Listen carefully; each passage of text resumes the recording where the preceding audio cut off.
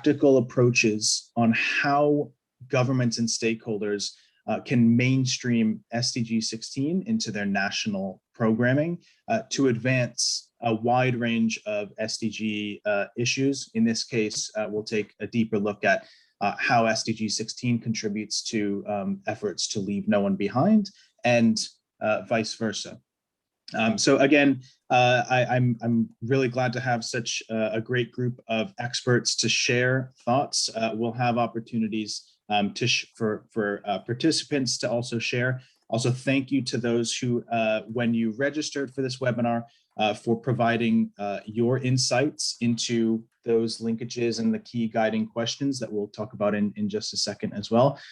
These inputs will feed into a paper that we will produce from this learning webinar series, which we'll produce in advance of the HLPF. So again, providing a little bit more guidance, particularly with insights from all of you who have participated in these webinars. So your inputs will be very valuable for that. While we won't get to really highlight them so much in the webinar here today, again, they will be hugely instrumental for our efforts through that paper and in our future efforts going forward. So again, thank you so much for joining us, and I'll hand it over to Sayonara to guide us through this really great workshop. Thanks, everyone.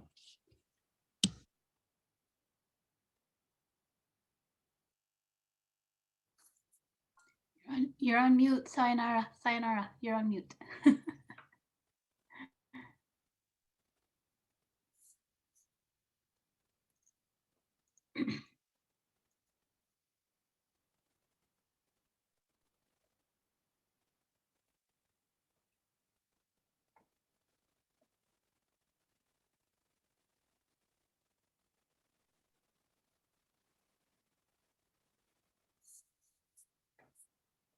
Can't hear. We can't hear. We cannot hear you. Try again.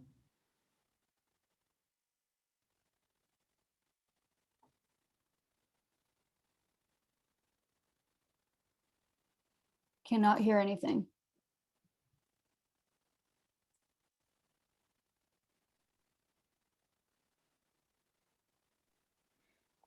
Maybe try without the headphones.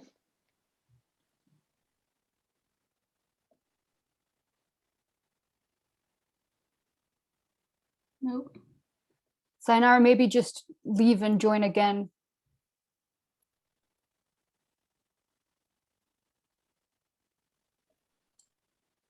No, we can't hear at all.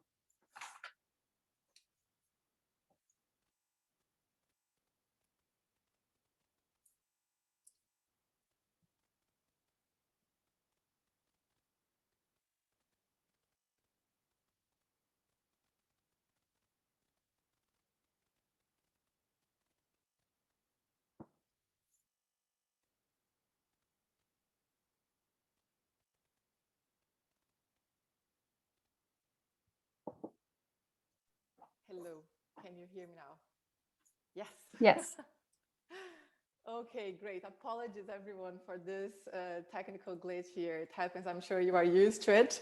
Let's try to get back on track now. As you heard from John, this particular session will focus on mainstreaming SDG16 to realize the principle of leaving no one behind. SDG16 is at the heart, of the 2030 agenda, if you might say, in the sense that it seeks to operationalize the most basic actions that can contribute to leaving no one behind. And that is inclusion, participation, non-discrimination, accountable governance, human rights, sustained peace, among other things. This must be the pillar and the foundation for any SDG-related process, program, and policy. And with the COVID pandemic, which has greatly affected countries' ability to deliver on the SDGs, this becomes more important than ever. Often we see that the health crisis, which is also a social economic crisis, joined on one hand by the institutional crisis that has come as countries try to overcome and address this unprecedented phenomena. And on the other hand, it has also exacerbated the decline of civic space with sometimes unlimited and dangerous restrictions on fundamental freedoms. So more than ever, the world sees itself in a moment that requires collective actions. And this is true for the global level, as we are all calling for a stronger multilateralism to address the crisis, but also for national and local levels. Ensuring the meaningful participation of all actors in society is key to finding the solutions that we need. And the voluntary national reviews, its developments, and the follow-up processes related to it are an excellent platform to do that. So right now, we will explore what it is that it means to ensure meaningful participation in the voluntary national review processes and to advance SDG16 through the lenses of leaving no one behind. And we have a great lineup of speakers with us, and they will unpack some of the challenges and good practices related to it. So before I introduce them, I would like to encourage you to also voice your opinions, use the chat, use the Q&A function throughout the session. Make your questions and comments there, and we will try to reflect them to the best of our abilities here during the discussions. The discussion, as you will know, is based on a number of guiding questions that I'm sure all of you read very well before this meeting, as you can find in your concept note, and that it's also going to be posted on the chat now by my colleagues just to refresh our memories. We hope these questions will inspire you to engage in the conversations with us. Some of the questions that are going to be addressed here are related to how can we actually use SDG16 to enable the leave no one behind and to reach the farthest behind first. Which are the strategies and tools that helps identify which are the groups left behind? Who are those groups? Do we know that? How can the VNR process be leveraged to promote inclusion and participation? And also, how can spotlight and shadow reports be used to strengthen accountability? So we'll hear from the speakers now. And before that, I just wanted to mention as well that we will be using Mentimeter platform. I suspect many of you must be already used to it, but we will post the link and the code later on the chat, and we'll also explain a bit better how to use it once we get to that point. So we will first hear from 4 speakers, then we will hear from 1 respondent who will address also some of the comments to the speakers, and then we will open the discussion using Mentimeter, the chat, and the Q&A function with all of you. So to start, I would remind all of the speakers to please keep with time. I will introduce you one by one as we hear from each one of you so that we have your names and location and titles also fresh in our memories. The first of our speakers today, I have the pleasure to introduce you and give you the floor, is Dr. Mahin Johan, who is the Deputy Minister of the Ministry of Planning in Iraq. Dr. Johan will be speaking in Arabic, so please make sure you have your English icon in the translation, in the little globe on your Zoom platform turned on, or the other language that works best for you. We will hear from Dr. Johan on some practical examples of how his government and some stakeholders in Iraq have taken forward the efforts to advance both SDG16 and the principle of leaving no one behind. Dr. Johan, you have the floor. شكرا جزيلا السيدة الميسرة، السيدات والسادة، نهاركم سعيد وطيب الله أوقاتكم بكل خير. سعيد جدا أن أمنح هذه الفرصة بالحديث في تكلم عن موضوع الهدف 16 وعدم ترك أحد في الخلف أو لن نترك أحد في الخلف. هذا الترابط كان يعني من أهم دواعي سروري أن يكون جزء من هذا الحديث. أكيد نعتقد بأهمية هذا الموضوع وأهمية تأثيره على التنمية المستدامة بكل مفاصلها: الشفافية، المساءلة، الحقوق، العدالة، المساواة. كل هذه الأساسيات هي جزء معبر عن التنمية المستدامة بالنتيجة. سيداتي وسادتي، الأوضاع في العراق أكيد كلكم تسمعون عنها، ليست هي مثالية، وأستطيع أن أقول كذلك أنها ليست أيضا طبيعية غالبا. غالبا ما كنا نمر خلال هذه العقدين الأخيرة بأزمات كبيرة على المستوى الأمني أو الاقتصادي. المدخلي في هذا الحديث هو أنه هذا برغم كل هذه المشاكل وبرغم أنه حياتنا الطبيعي فيها أن لا نحيا بطبيعة أو بمثالية. ما تبنت حكومة العراق وتبنى شعب العراق الالتزام بأجندة التنمية المستدامة، ومن أول يوم أقرت هذه الأجندة ووضع رؤية العراق ل2030 متضمنة في البند الأساسي فيها أن الحكم الرشيد هو الضمان الأساسي لتحقيق التنمية من خلال تعزيز ثقة المواطن بالدولة وتوسيع أطر مشاركة المجتمع ومشاركته في وضع الأولويات، في صنع القرار، مشاركته في المساءلة، وضمان تكافؤ الفرص أكيد وعدالة توزيع الثروات. لا أريد أن أدخل في تفاصيل عملنا في جمهورية العراق، ولكن حاولنا أن نمضي بهيكلية مؤسساتية مترابطة حتى نكون على الطريق الصحيح في تنفيذ أهداف أجندة التنمية المستدامة. لدينا هيكل فيه 3 مستويات. مستوى أعلى متعلق برسم السياسات ومواءمة السياسات العامة مع أهداف التنمية المستدامة، ومستوى وسطي نستطيع أن نسميه مستوى متوسط يتعلق باللجنة الوطنية للتنمية المستدامة، والضم كل الجهات على المستوى الحكومي المؤسسي وعلى المستوى القطاع الخاص، المجتمع المدني، الخبرات، الأكاديميين. هذه اللجنة معنية بمتابعة تحقيق الأهداف، وتحت مظلتها 9 فرق متخصصة بأهداف التنمية المستدامة. المستوى الأهم لدينا حقيقة، أو المستوى الآخر المهم، هو نزلنا إلى مستوى التنمية المستدامة على المستوى المحلي، على مستوى المحافظات والأقاليم، ومضينا بتشكيل مجالس للتنمية المستدامة على المستوى المحلي. وهذا جزء أساسي من مبدأ اللامركزية والتشاركية الذي مضينا فيه من أول يوم أقرينا فيه مؤسستنا أو النظام المؤسسي أو العمل المؤسسي لتنفيذ الأجندة. مما يسعدنا أكيد أنه أحد أهم الفرق في اللجنة الوطنية للتنمية المستدامة هو فريق الحكم الرشيد، وهذا الفريق تحت مظلته العديد من الوزارات والجهات المعنية بتحقيق الهدف 16: وزارة العدل، وزارة الداخلية، هيئة النزاهة، منظمات غير حكومية، وزارة الهجرة والمهجرين، وزارة العمل والشؤون الاجتماعية، وزارة التخطيط. كل هذه الوزارات لديها تعمل تحت مظلة فريق متخصص بأداء الحكم الرشيد وتنفيذ الهدف 16 كمبدأ أساسي من مبادئ تحقيق التنمية المستدامة. مما يسعدنا أيضا وحفزنا أيضا أنه إحنا لما عملنا على المستوى المحلي وجدنا تجاوب كبير من المحافظات، وجدنا العديد من المحافظات مضت بوضع أطر خاصة بها للتنمية المستدامة.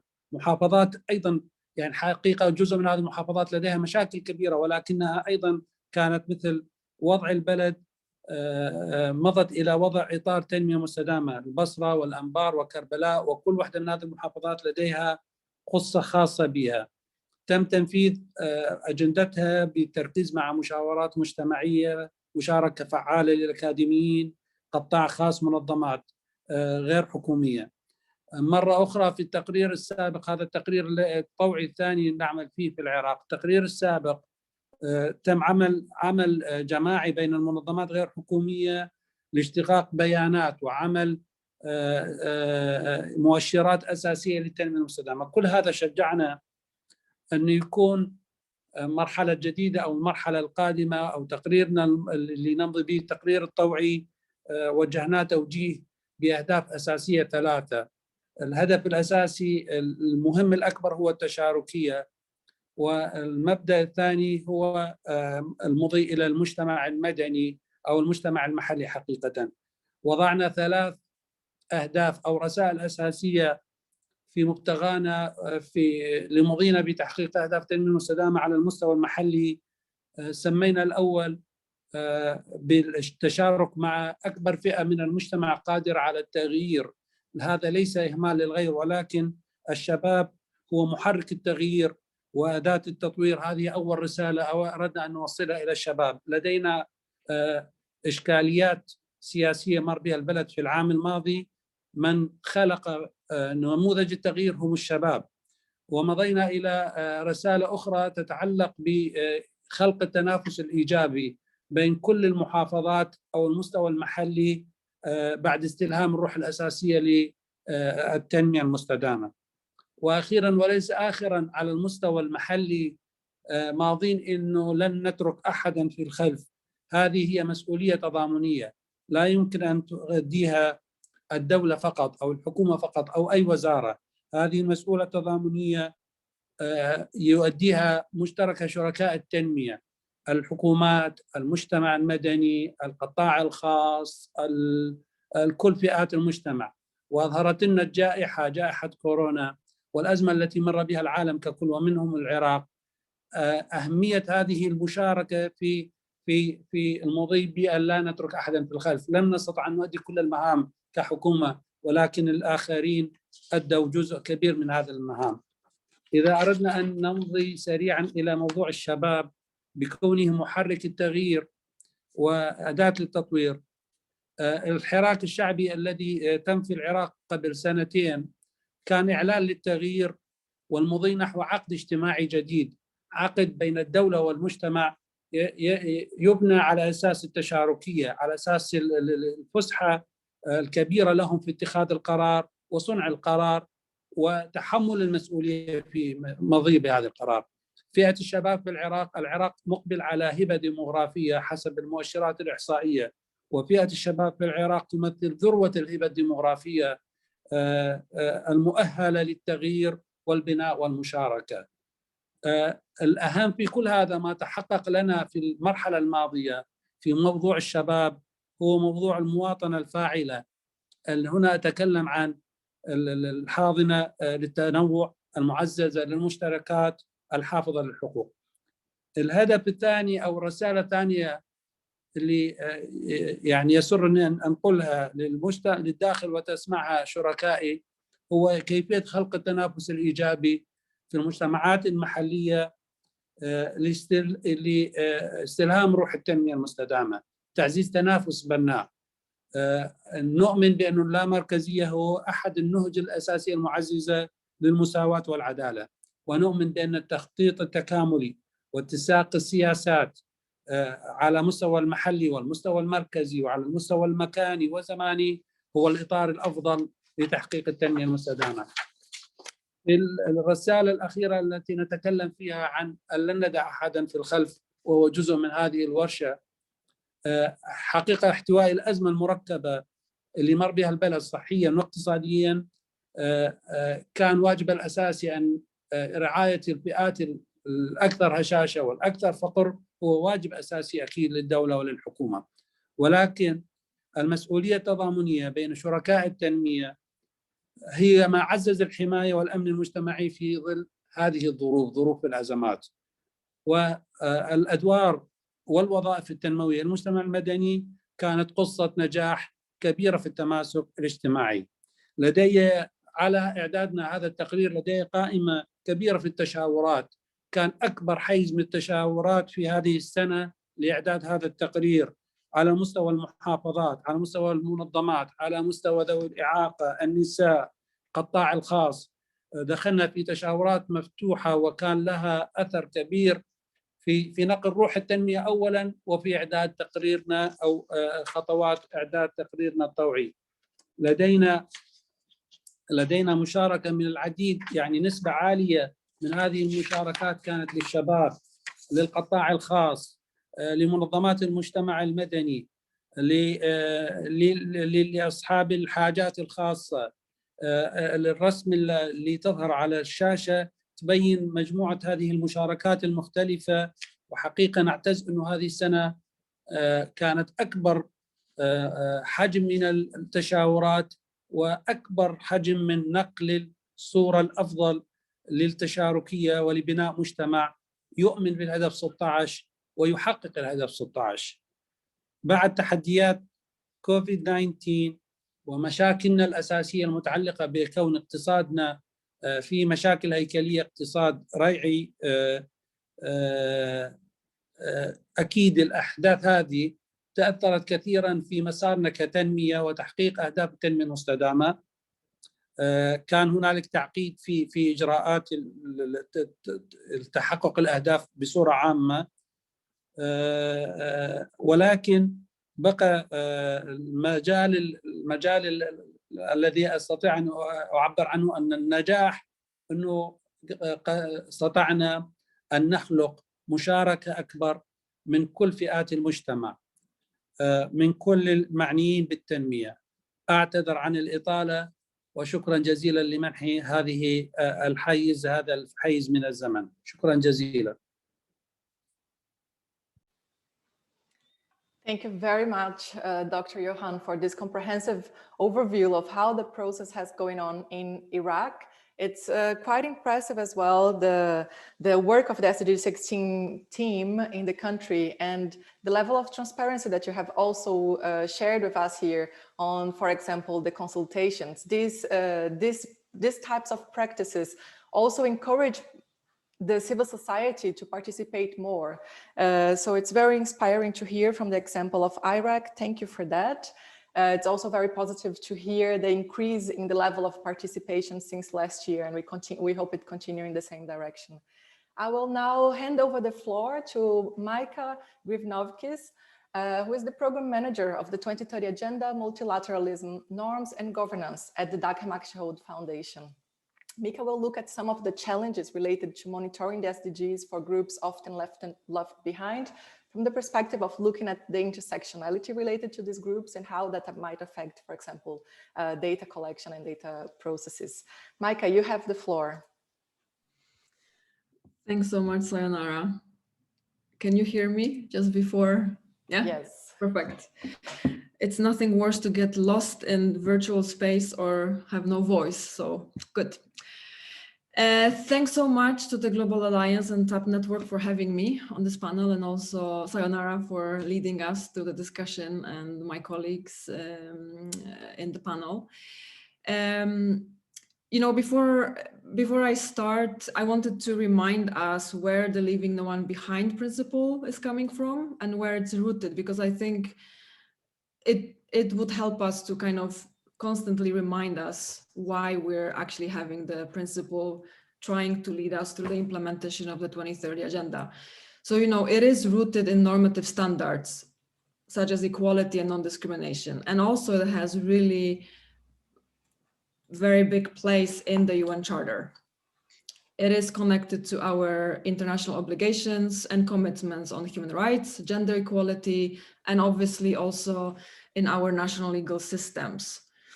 And lastly, but I think most importantly, it is applicable for all or to all, regardless of, you know, our identities or status or other characteristics. And when we listen to different statements during HLPF, for instance, or other places trying to address the implementation of the 2030 Agenda, a lot of those statements finish with my favorite expression, to leave no one behind. And then there's a dot, the statement finishes, everyone applauds or someone else speaks. It is not really followed or preceded by concrete action plans or strategies or proposals. And those statements do not go deep enough in addressing specificities or diverse realities of what they are trying to address. So what it actually means in practice to leave no one behind, and I would ask, who is the no one in those statements or in our work? So I think that the place where we should have started with the implementation of the 2030 Agenda in order to do it properly through the lens of leaving no one behind is to identify who we are talking about and who is being left behind And of course, we hear, we hear about women, we hear about children, we hear also about people with living with disabilities, other groups sometimes, but I think we don't go deep enough. Do we look really beyond that one identity, or are we trying to see, a person in a holistic way? So to what Sayonara was saying, that I would try to address the intersectionality of our lives. So how do we do this? We need data. And I really, if you told me before 2015 that I will be speaking about data, I would really laugh, because I'm not a very data person. But then 2030 agenda came and here I am. So I would like to give you one concrete example that I think it's a really a good practice, I think, that we could use. So in October 2020, Statistics Sweden released their annual report that was supposed to look at how Sweden was doing in terms of national implementation. And this time, the report focused on the actual principle of leaving no one behind and trying to unpack, what it means, how do we do it, who are the groups that are being left behind, and also to try to figure out how the goals are not being met when it comes to their lives in comparison to everybody else in the society. But one of the most important elements of this exercise was to learn how we can integrate the experiences of those groups, of those populations, and use the in-depth analysis to include that in strategies and planning, and how to make it more visible. And also what was important was to kind of find where are the data gaps and where is the knowledge gap, what is missing in Sweden to do it better. So actually, there were several groups coming up from the research: people living with disabilities, for instance, national minorities, LGBTI persons, undocumented persons, children in general, people waiting for asylum seeker decisions, and also people who are at risk or victims of so-called honor-based violence. And what the Statistics Sweden said in their report when describing one of the most important results was that this exercise showed that to leave no one behind means that the work and strategies need to take place on many different levels, shining the light on exclusion and vulnerabilities of certain groups and analyzing the root causes behind them contributes to a better understanding of mechanisms which feed all the structural violence and exclusion. And in this respect, data was very powerful, or it can be very powerful if done properly. But it takes time, they acknowledge that it takes time, resources, and sometimes even political will to develop statistical capacities. And how this whole thing connects to the SDG16, for instance, because obviously this is what we're discussing here, and the VNR and reporting and making the implementation better. I think that a lot of times the complexity of our identities and who we are and who is left behind is often left and omitted from VNRs. And we can ask why. Why is that? Is it only capacity? Is it because some groups are more, let's say, challenging or harder to reach, it is claimed, or maybe politically we don't agree with them. So I would question that if our systems are actually prepared for addressing our intersectional lives, and are our institutions really inclusive and just for all. And it goes, if you look at the targets of SDG16, it goes across that. It's from ensuring equal access to justice for all, to ending abuse and all forms of violence or torture of children. And I want to highlight the little word all. This means everybody without exception in all our complexities. And my time is running out as always. So I will leave it at that. And I think there will be more time to discuss later. And I will leave you with one question that we can all reflect.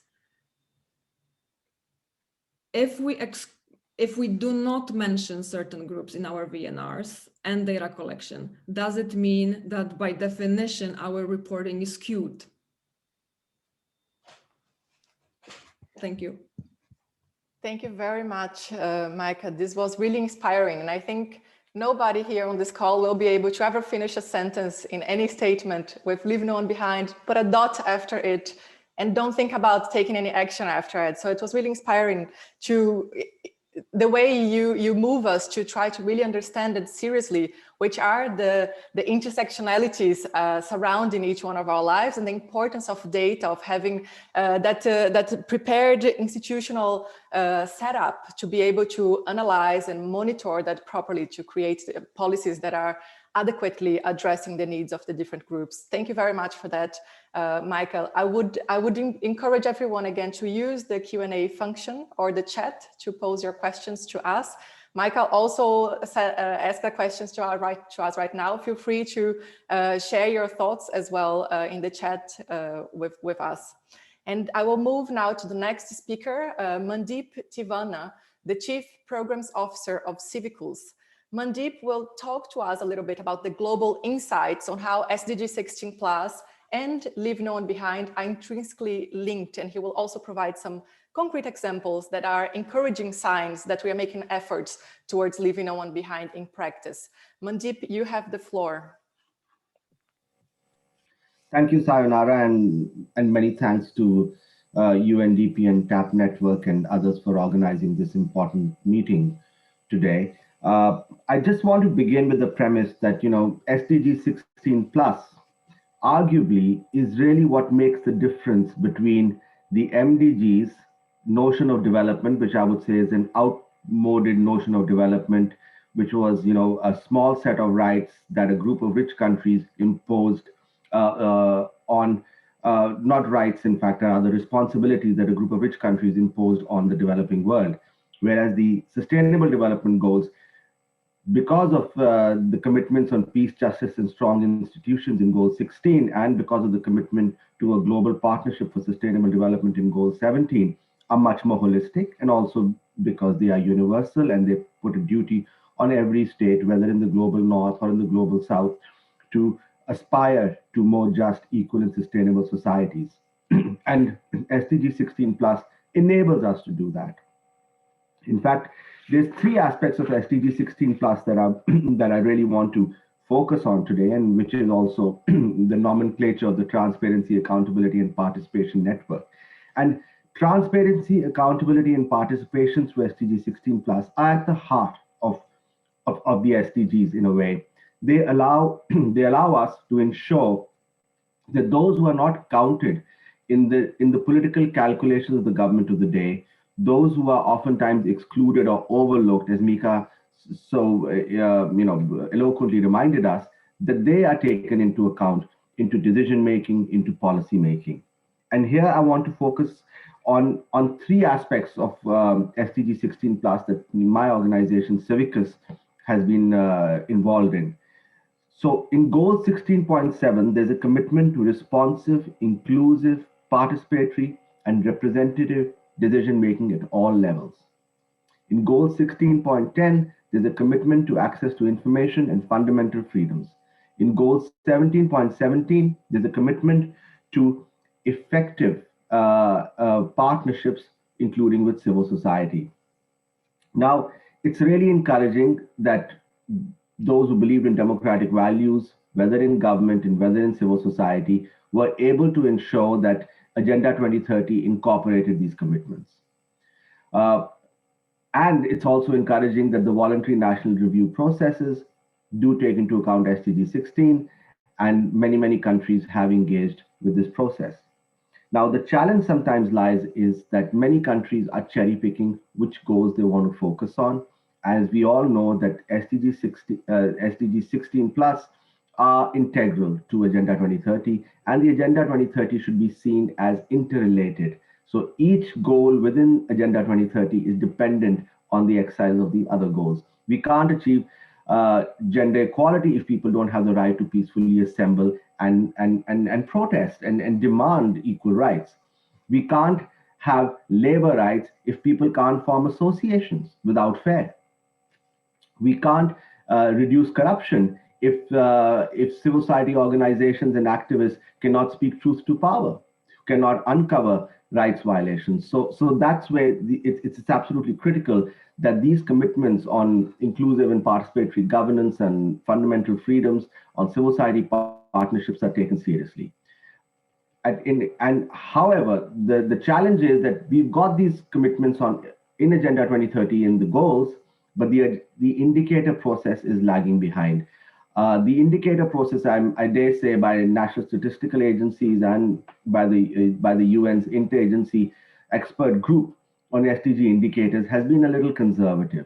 And we need to match the ambition in the goals and in the targets with the indicators. And here, civil society and academia can provide an important support to governments through credible indicators. At Civicus, we have a participatory platform, the Civicus Monitor, which monitors global civic freedoms of expression, association, and peaceful assembly, which are part of the constitutions of almost every country. They are part of customary international law, and they also create enabling conditions for effective civil society partnerships. They also contribute to responsive and inclusive governance. Now, these three freedoms we find are severely threatened in many parts of the world. Our research finds that 87% of the world's population live in countries where these three civic freedoms are seriously challenged. Now, that's a extremely worrying situation for all of us that we should take into mind, and we cover all UN member states plus a few other countries, 196 countries in total. And in 25% of the globe's population actually live in countries where there is no civic space. So if you speak truth to power, if you are exposing corruption, if you are uncovering human rights violations, you can be thrown in prison, your family can be persecuted, or you could even be killed. And that remains a worrying situation for all of us and a blot on our humanity if people are not able to freely exercise their civic freedoms and democratic rights, which are guaranteed through Agenda 2030 and within the universal human rights discourse. Now, on the positive side, there are, according to our research, 42 countries that are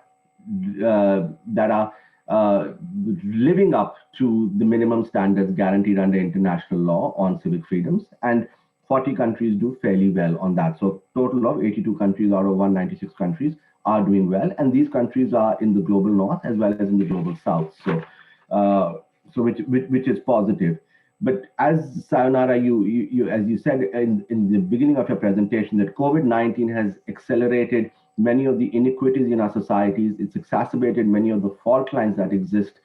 So it has also had a challenge on civic freedoms. As COVID-19 hit our societies, the three issues that came to the fore. One is there was a ramping up of censorship. So several states took measures to put their best foot forward. So in some countries, media were given instructions not to report on the full extent of COVID spread, and that continues to happen. In other places, information was scrubbed off the internet, and government propaganda was put in place to show that a good picture in relation to COVID-19.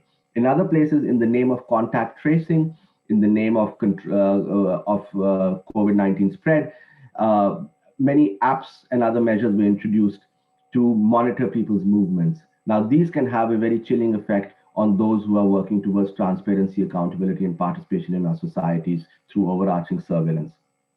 And thirdly, as governments put in place emergency measures to deal with lockdown, such as lockdowns and curfews, etc., law enforcement agencies were given additional powers. And in some cases, lethal power was exercised by law enforcement agencies. In other places, law enforcement agencies were empowered to control people's movements and so on. So these should also be should be addressed, and also as soon as the emergency ceases to exist, these powers should be reverted back. So these three issues remain a matter of concern for our censorship, surveillance, and coercive capacities of law enforcement agencies, which can have lingering effects on the ability of civil society to support the achievement of Agenda 2030 and also decrease our commitments under Goal 16. Now, we cannot achieve all of this if countries and governments don't step up to the plate. And I just want to continue to emphasize that. And these are minimum standards under international law. So, and at the moment, what we are facing is a false dichotomy is being created between economic and social rights, almost in a Cold War scenario, and civil and political freedoms, as if the two rights are in competition with each other, or and they shouldn't be. Governments need to be able to balance civil liberties with public safety measures, and those balances can be achieved and have been achieved in many countries. With relation to COVID-19 measures, I would just say that there are some good examples. For example, in Austria, civil society participation was guaranteed through the COVID-19 stimulus package, and there were also arrangements made for civil society funding through that package. In Sierra Leone, a governmental task force was set up for civil society to engage with governments and the president on what COVID-19 measures could be adopted to ensure that no one is left behind, so that those who are marginalized, those who are disadvantaged, their needs are taken into account into policy making and decision making. And most importantly, I just wanted to emphasize that UN guidelines on civic space were also introduced in 2020. They were a long-standing demand from civil society, and three aspects of these guidelines are very important in relation to the aspects of Goals 16 and 17 that I spoke about. The first one is participation. So the UN has emphasized that there should be robust participation of civil society actors in decision-making processes. In fact, in relation to voluntary national reviews, there's guidance that all the actors that are involved in putting together country reports, their details should be shared and put together in the voluntary national reports. And there should be promotion. So promotion of civil society. So promotion of enabling environments in law and practice, where laws are enabling, where laws don't restrict or impinge upon the independence of civil society actors or the ability of those who speak truth to power to prevent their work. And thirdly is protection against reprisals against those who are working to create more just, equal, and sustainable societies. So let me stop there, and thank you very much for the opportunity to contribute to this conversation. Thank you very much, Mandeep, also for pointing us out to some concrete guidance and some good examples of how countries can be dealing with when they are in this recovery and response measure, with actions that are in accordance with the principles of the 2030 agenda that we have committed to, and with the improving the SDG16 plus. And also thank you for reminding us to not take for granted the commitments that were made with the SDG16 plus targets on the 2030 agenda, and they step forwards that represents for ensuring that we are making progress with commitments on inclusion, participation, and fundamental freedoms, not least, in fact, of the disturbing numbers that you have presented for us in situations in some countries. Thank you for that. We will now move to our next speaker, Musa Asumanasoku, who is the Executive Director of Youth Partnership for Peace and Development. We will hear some reflections from him from the perspective of civil society in Sierra Leone on the experiences in engaging with the SDGs and the government around SDG 16 plus. Musa, you have the floor.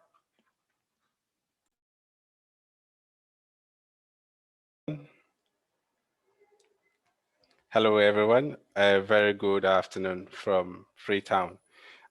We have worked very closely on the... Musa, we cannot hear you. I can hear him. We can hear. My bad. Sorry. You can hear me now? Okay. Sorry about that.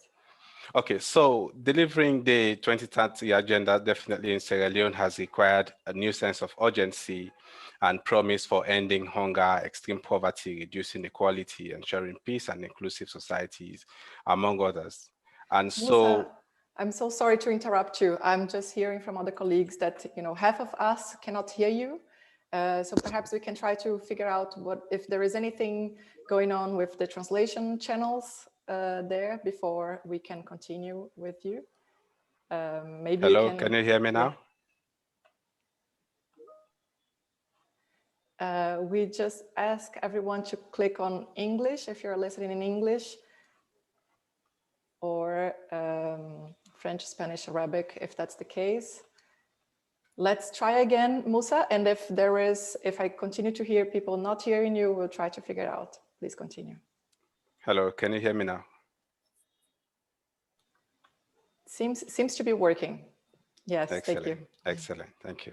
Okay, so the delivery of the 2030 agenda in Sierra Leone has required a new sense of urgency, like I said earlier, if the promise of ending hunger, extreme poverty, reduced inequality, as well as peace and inclusive societies. And so the work of civil society have, you know, actually spanned way back in the earlier stages of the voluntary national review processes, where we felt there was need for evidence-based and informed decision-making when it comes to implementing the 2030 agenda.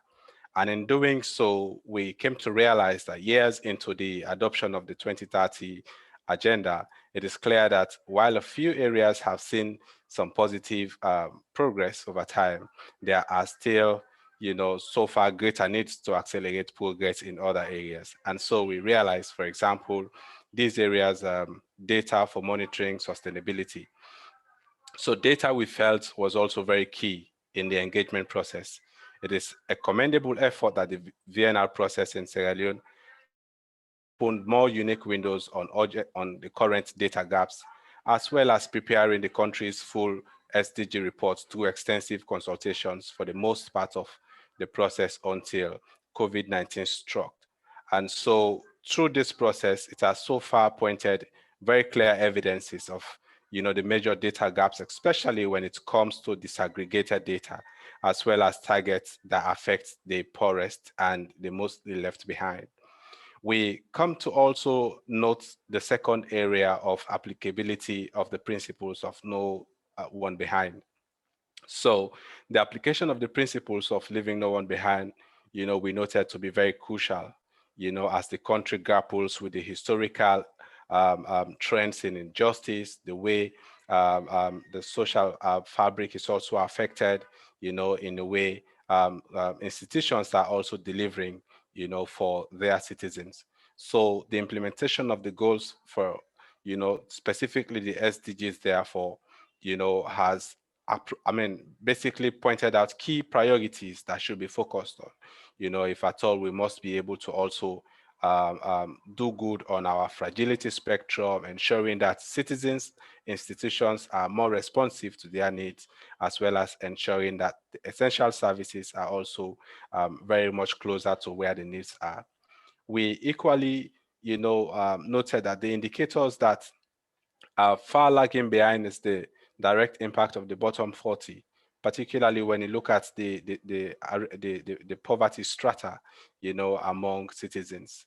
And so we came to realize that, you know, even though there have been semblance of, you know, reaching out to the goals in communities far and wide, we came to realize that we still have, you know, people who largely have been unmet, and therefore the principle of leaving no one behind, you know, also applies to the extent which citizens' voices and agencies strengthened at the national, provincial, as well as local levels.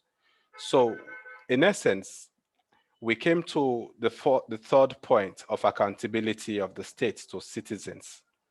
And I'm happy the last speaker talked about Sierra Leone civil society meeting with government, you know, to dialogue around issues of COVID-19 and issues of accountability. So these processes have also clearly identified and underpinned the need, you know, for robust civil society action, you know, in strengthening, you know, and cementing state society fragmentations and relationship over time. And so the citizens' voices are very necessary to inform and influence the implementation of the 2030 agenda and ensure responsiveness of development delivery, you know, that citizens mostly are in need of, as I stated earlier. So we look at key issues, basically. So when you come now to the SDG plus 16 plus, basically, we had the first civil society SDG 16 plus VNR forum in Sierra Leone. That was in 2019 when we actually began the initiative, and we looked at key dimensions, like, for example, target for peaceful, just and inclusive societies, the SDG 16 plus trends and projections, looking at understanding the scale of the task ahead. And the third part of it was to be able to map evidence, understanding what works, to promote peace, justice, and inclusion. And the last part of the dimension was to be able to look at SDG 16 plus roadmap, more specifically as accelerating delivery in line with the SDG 16 plus target. And so we look at key nexus areas. When you look at the SDG 16, it has 12 sets of targets, for promoting peaceful and inclusive societies for sustainable development, while promoting access to justice for all and build effective, accountable, and inclusive institutions at all levels. But the goals should not be seen in isolation with others. And so 24 other targets from, other goals, were also identified in the civil society dialogue that we had. Like, for example, you look at goal 1, 4, 5, 8, 10, 11, and 17, among others. In essence, when we look at the trends more specifically, so mapping the evidence of our work, we came to realize, as stated earlier, that data generation is key, particularly when government also look at legitimate data that is coming from official statistical offices and those generated from citizens and their institutions, to be able to inform how delivery of the goals are. And so the 16 plus forum, basically here in Sierra Leone, that we had as the first civil society event, targeted, the daunting challenges, more closely as per the country context. We equally look at the need, for strategy, for the implementation of the SDG plus data, as well as scenarios to help policymakers understand the scale of the task ahead. And as I conclude, we looked very critically, for other parts of the SDGs, that has to do with partnership, and the acceleration of the roadmap, that will also build consensus around strategic priorities for data, evidence delivery, and movement building. More so when we have been identified as a country where the space is also tampered with, particularly for civic spaces and voice. And so it's a critical concern that civil society over time have also utilized very closely in respect to deepening the civic space, as well as ensuring that there is this state-society relationship that is also very closely built on. And I'll conclude by stating that we also have over time learned that building political momentum for delivery is key, as a way of uniting the growing numbers of decision makers behind the compelling cases that we promote. And so if the delivery process must be people-centered, we must be able to ensure that government and decision makers are also brought on board to be able to accompany such process. We also deliver results in line with the agenda, 2030, as well as national development plans, not working in silos. So as a way of making sure that these processes are also building on what exists at the local level, we have actually noted Sierra Leone doing so well with respect to how they have aligned each of the development goals to the national development priority, the national development plan, to be able to ensure that it is not off target, and increasing the coherence of those leading the implementation process. So in essence, going forward, as I conclude, is the fact that we must place focus on the high-level political forum as a significant milestone for heightened decision-making processes. And the second part of it is to act as, as a one-stop station, as springboard, to be able to bring partners together around a common agenda. The third we identified was to be able to support accelerated delivery in country and strengthening cooperation between development partners, and civil society. And the fourth, is to tackle, the aspect of security, peace, and justice, as well as inclusion, where citizens also feel part of their own very processes.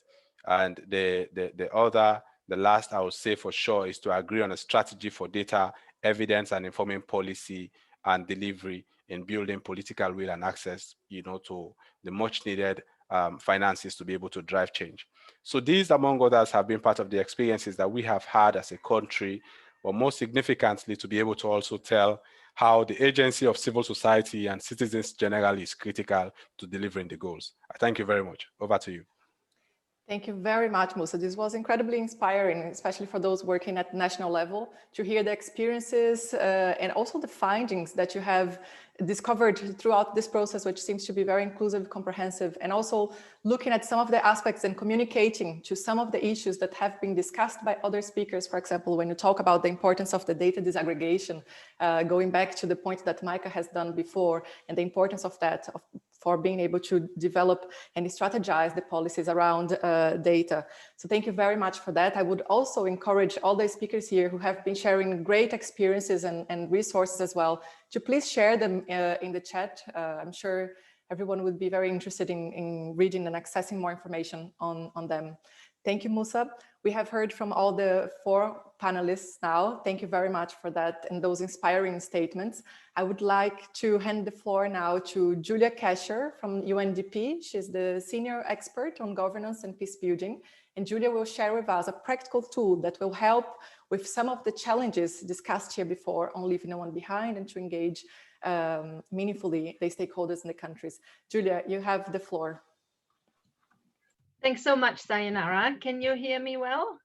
Just to check on today's session. Great. I'm glad. Thanks so much, Sayonara, and colleagues on the panel and everybody who's joined today. Before I mention the tool that Sayonara introduced, I want to just reflect back on what's been discussed already today.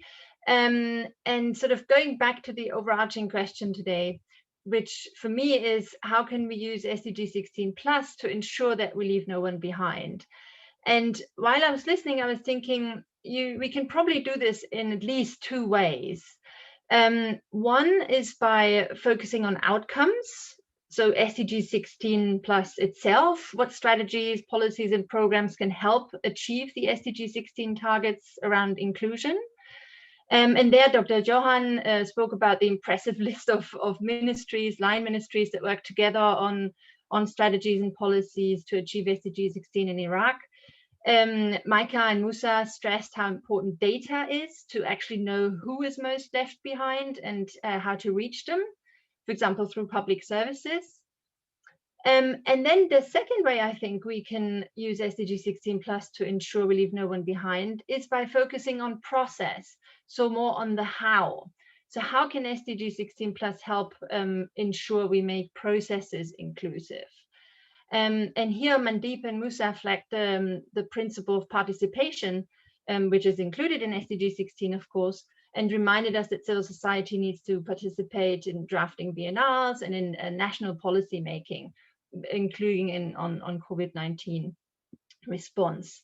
So just to flag how or summarize how I felt the kind of different aspects of today are coming together to answer our overarching question. The tool I would like to flag helps with the second thing I mentioned, focusing on process. It uses SDG16 principles to help partners in countries review and improve their processes to engage stakeholders, so that stakeholders can use the process to influence the outcome. And that's what you see is the cover of the publication. I'll share the link in the chat, and we can go to the next slide, please, which will show you what it does.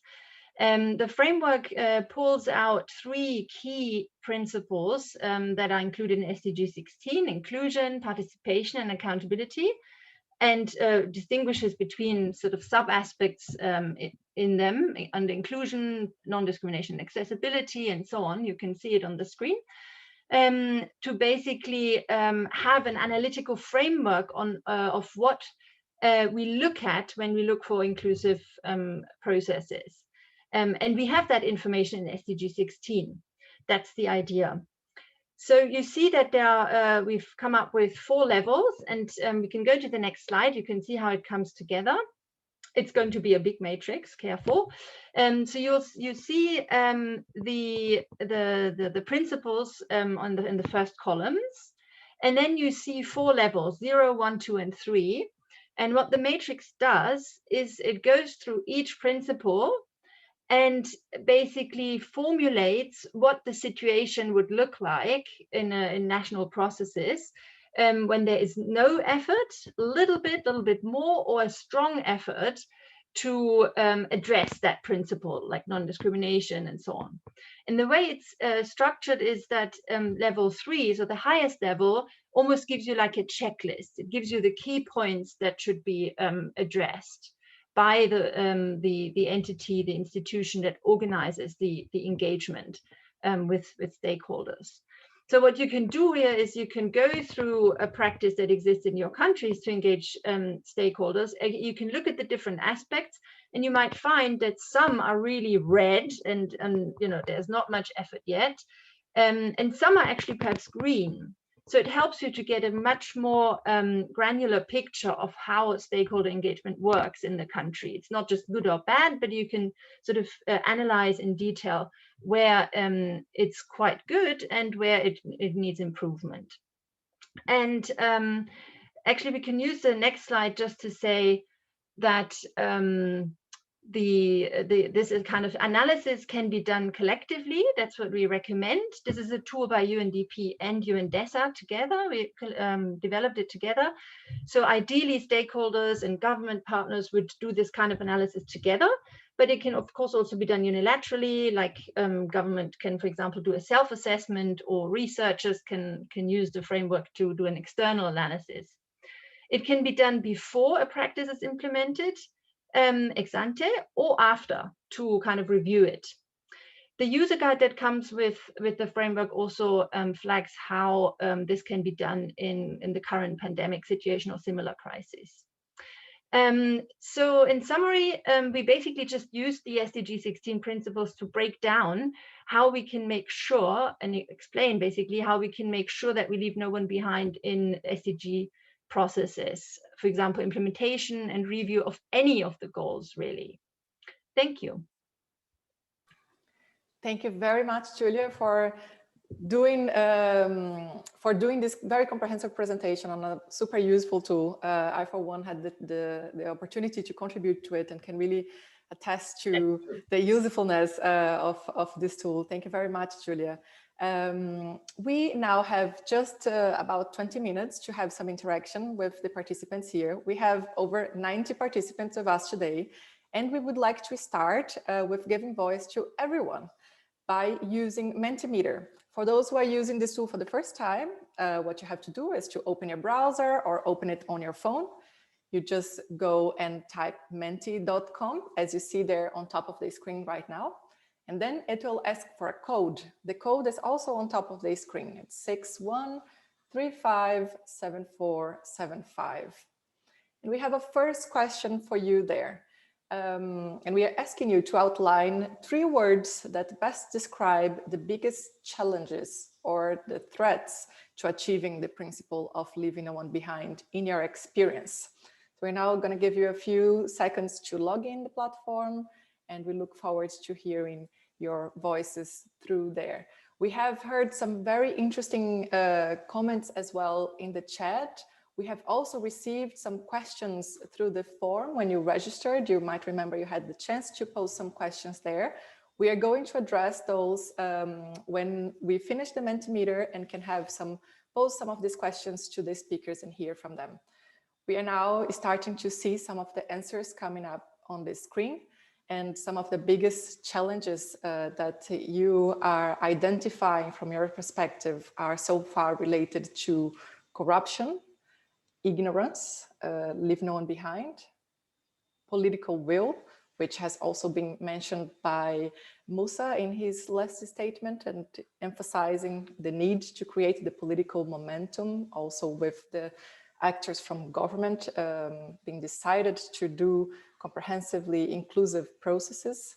We also hear data, also discussed here with the participants earlier today, in the importance of having data as a guide, a very concrete guide on the situation of the vulnerable groups in the countries, but in particular in going as granular as possible with that data disaggregation to be able to identify the intersectionalities of those groups.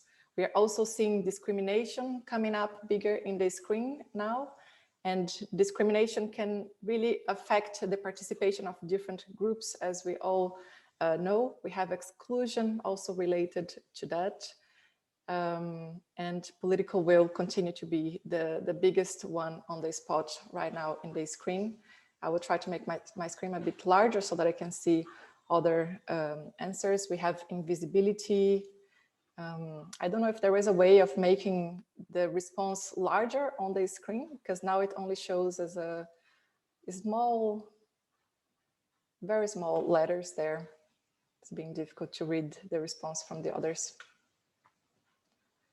But the good thing of the word cloud is that it unifies in a way our voice. Thank you, that helps a lot.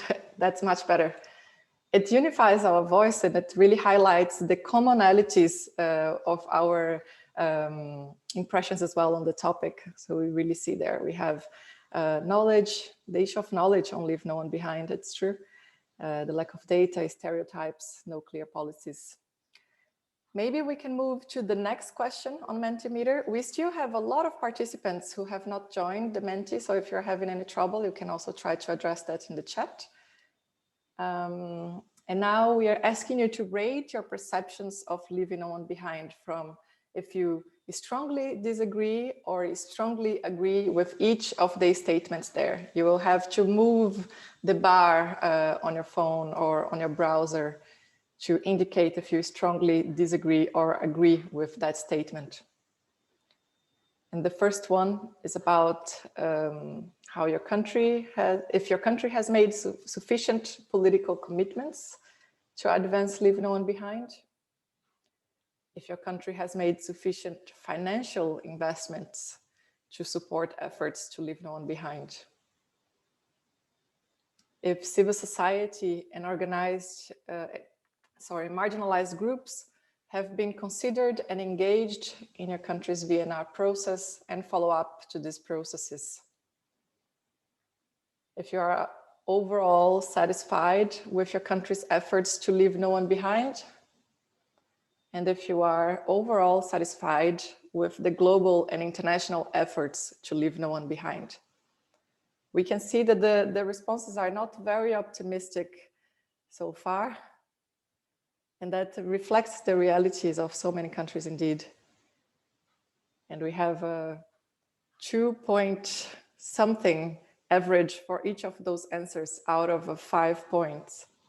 So it's quite low to medium experiences that we are having, that we are seeing in our countries.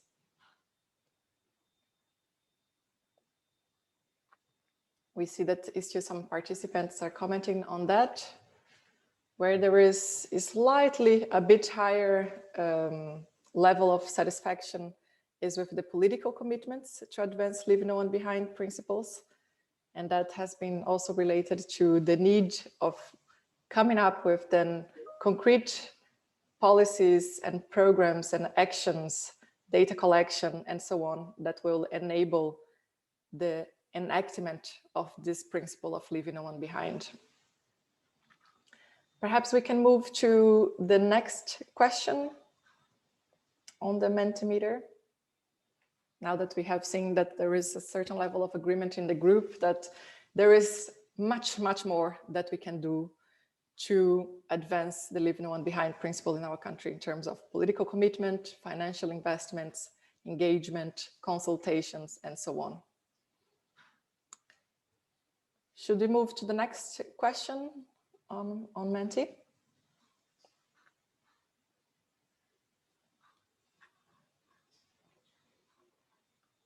There we go. On the third and last question that we have for you on Mentimeter, we are asking you to list 3 stakeholder groups that, in your view, are most often left behind in your country. This will also be a word cloud. And maybe we can, yeah.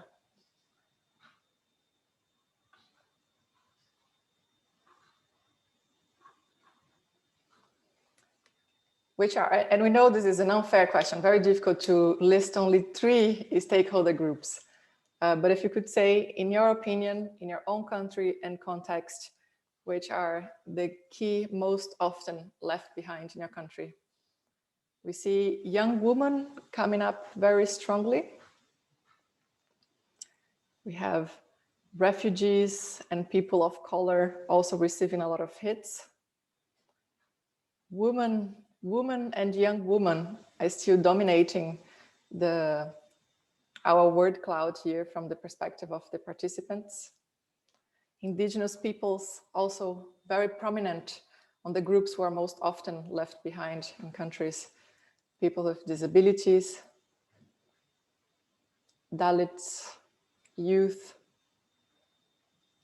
asylum seekers, refugees, LGBTI.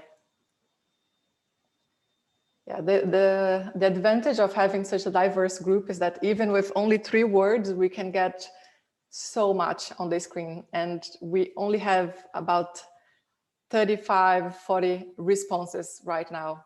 So imagine how this would actually look like if we would do a thorough examination of which are the groups that are being left behind.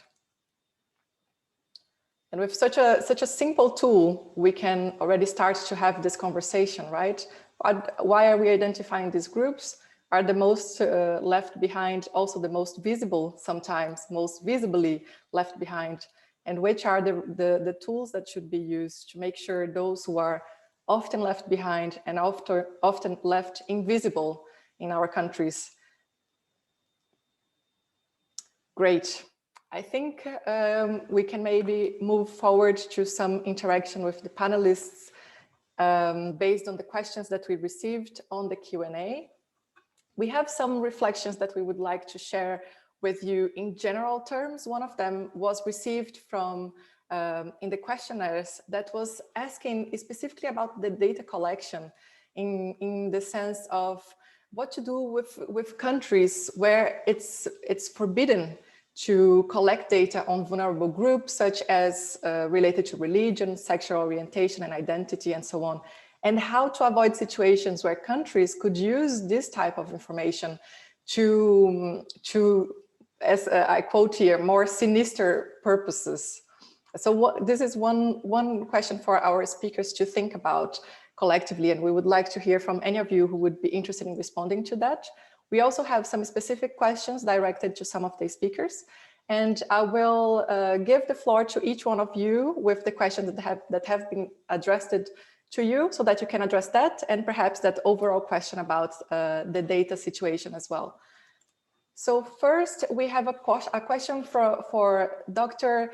Johan that was asking which are the challenges that you face in the decentralization approach that you presented to us today, and which are the key steps that you have taken to increase youth engagement in the VNR process. So Dr. Johan, you have the floor for us to have this very last round hearing from our panelists today.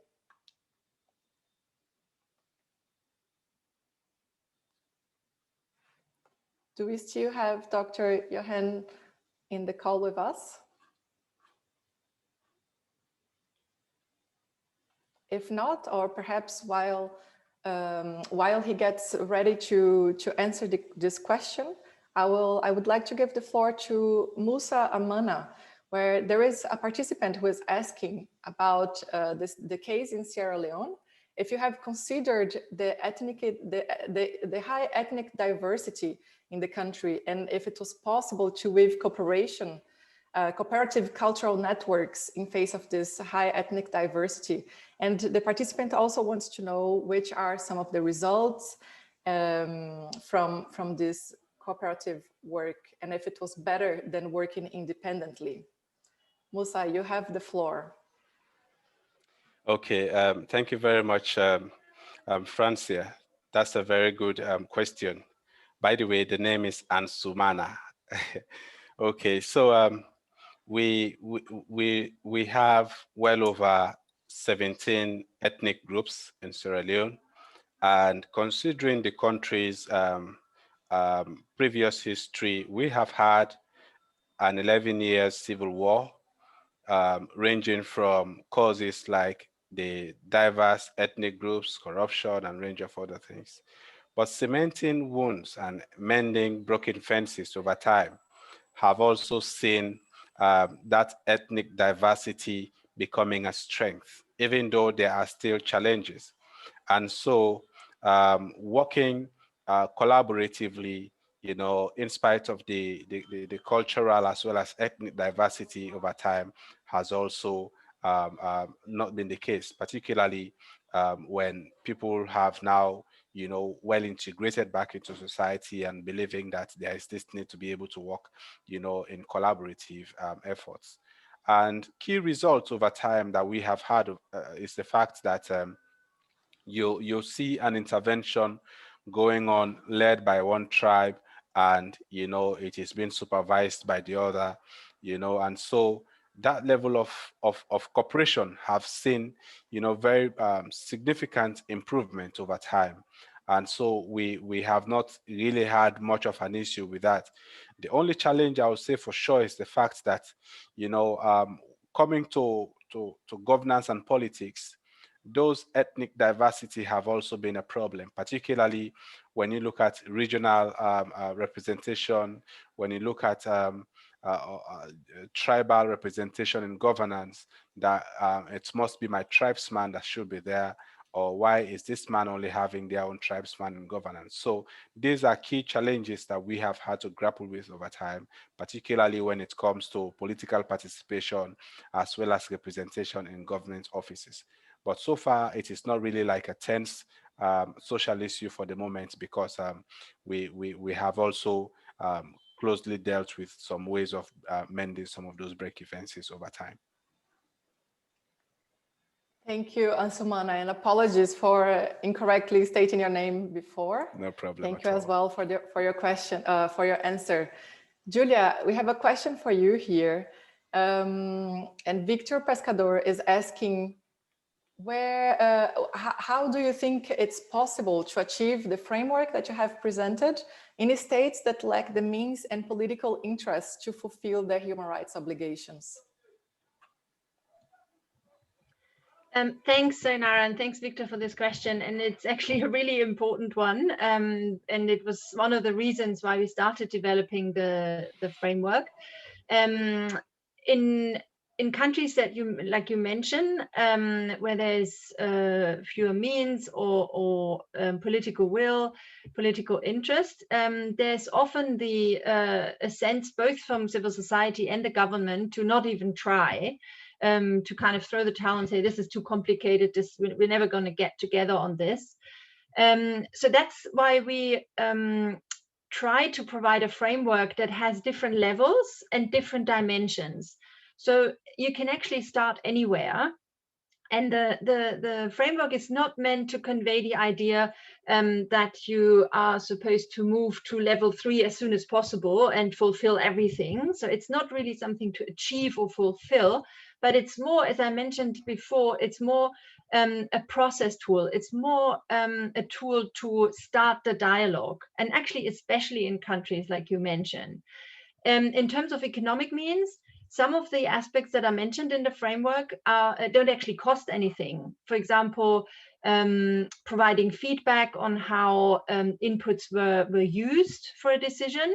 You could provide that through radio or TV or SMS, or, you know, there isn't actually a huge cost to that.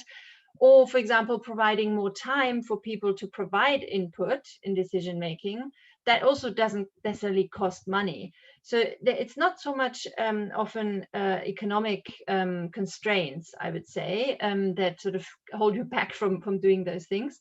Of course, political interest and political will, you know, it's a precondition, but it's also something that can evolve. And so this tool is trying to start somewhere and help you start somewhere and sort of start moving the needle towards the right in the term of the matrix. But precisely do it step by step and where it's possible. Thank you. Thank you, Julia. And we are coming very close to our time here. So I will ask Mandeep and Micah to give your final one last minute if you can, and also to try to address the question of the sensitive data, please. Let's start with Mandeep. I see that you're already unmuted. We can start with you. Thank you. Yes, now the question on the data is really a very important one, because in many parts of the world, people who are disadvantaged, who are vulnerable, are not counted. Their needs and aspirations don't fit into official data sets. And in other places, official data sets are manipulated in ways where the data, the veracity of the data is a big challenge. So these are both twin challenges. One is invisibility of data, and the second is the propaganda that's carried out on data. So how do we address this? I would say civic freedoms, independent civil societies, and an independent media is absolutely critical to ensure that the data that is being collected is verifiable. But most importantly, I would also say that the UN has an important role to play to ensure that those who are at risk of being left behind, their needs are put in place. And in fact, and civil society organizations that are working with LGBTQI communities, with working on gender justice, that are working with migrant workers, that are working with ethnic and religious minorities who usually tend to be discounted in all these works, that they are protected, their needs are put forward. So a more rights-based approach, across UN agencies and departments, is something that I would also like to put on the table here. Thank you. Thank you very much, Mandeep. Micah, you'll have the floor for one last minute as well, please. You want 1 minute and then you cut the microphone. No, I think that the data question was, a perfect comment to it, because all of us that work with, creating tools to collect data kind of spend so much time discussing how to do it in a safe way, how not to expose communities already at risk into more danger. And one of the things that we forget, I think, is that as civil society, those who are close to communities, we collect data. We collect really good data, actually. And, we can call it not official or official, what is which, and so on. But I think we should start actually treating civil society collected data as a valid tool and valid information gathering kind of mechanism. And especially in states that it is, risky to come out as anyone and share your data to authorities, because we do not know how it can be used. And one more thing that I wanted to say, and I'm trying to be fast and I'm forgetting. Anyways, I'm not doing very well at the last minute. But I know. For instance, in some places, it would be possible to, for instance, for civil society to cooperate with statistical offices to be trained to collect data in communities, so that, there is much less risk between the authorities and communities that are at risk and are maybe scared to share the information. Thank you very much, Micah. And we were now also receiving some raised hands from participants, which we would have loved to have more time as well to speak. So please raise your voices in the chat. Perhaps the panelists can also stay a little longer and chat with you there if you have specific questions to them, so that we can try to respect everyone's time as well and try to conclude in time I will not then at this point try to summarize the rich discussion that happened here, but it has been extremely rich to hear from all of these experiences, all of the good practices, all of the good solutions as well, and good trends that you have identified in some countries and shared with us today. We hope you will continue to exchange these experiences and inspire others as well to increase accountability, transparency, and participation in the countries as we move forward towards implementing and advancing SDG16 Plus as a real enabler for leaving no one behind and for implementing the 2030 agenda for all. So I just wanted to close with a few notes from the organizers here to let you know that this is a workshop that is part of a series of webinars, as you heard in the beginning.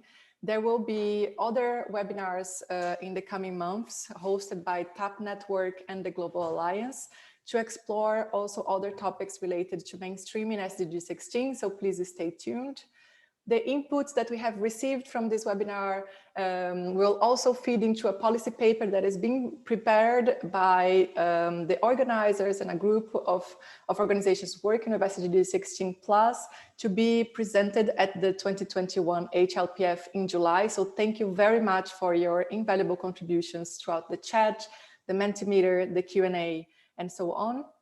And finally, to say that the organizers will be sharing a summary note and the recording of this session with the participants who were here with us today afterwards. So you will hear from us. And for now, I would like to thank very much the TAP Network and the Global Alliance for organizing this session.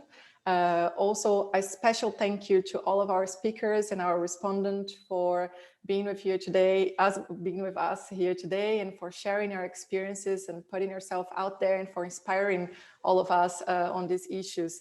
Thank you very much to each one of the attendees who were with us until the very end. We know there is a big fatigue of webinars this day, but the high presence that you have showed here today demonstrates the importance of this topic and the commitment to it. So thank you very much, everyone, and have a great rest of your day or evening, depending on where you are. Thank you. Bye.